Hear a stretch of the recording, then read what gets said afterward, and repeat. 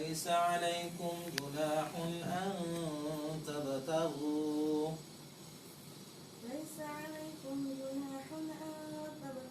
فضلا من ربكم فإذا أفضتم من عرفات فاذكروا الله عند المشعر الحرام واذكروه كما هداكم وإن كنتم من قبله لمن الضالين ثم أفيضوا من حيث أفاض الناس واستغفروا الله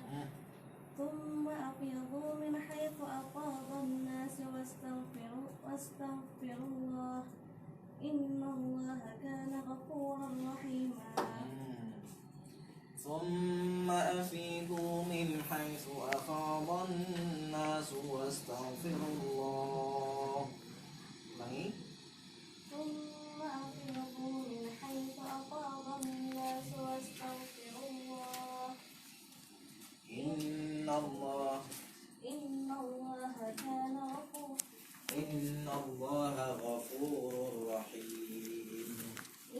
الله غفور رحيم فإذا قضيتم مناسككم فاذكروا الله كذكركم آباءكم أو أشد ذكرا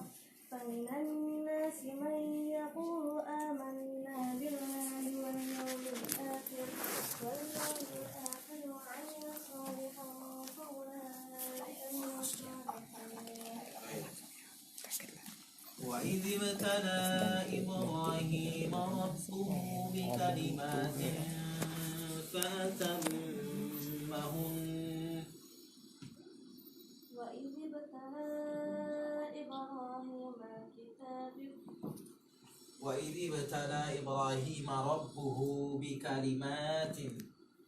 وإذ ابتلى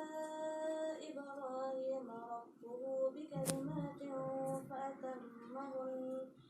قال إني جاعلك للناس إماما قال ومن ذريتي قال لا ينال عهد الظالمين أولي الألباب واتقوا يوما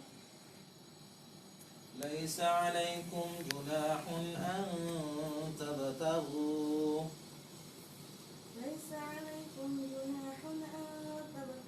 فضلا من ربكم فإذا أفضتم من عرفات فاذكروا الله عند المشعر الحرام واذكروه كما هداكم وإن كنتم من قبله لمن Jangan lupa subscribe ya.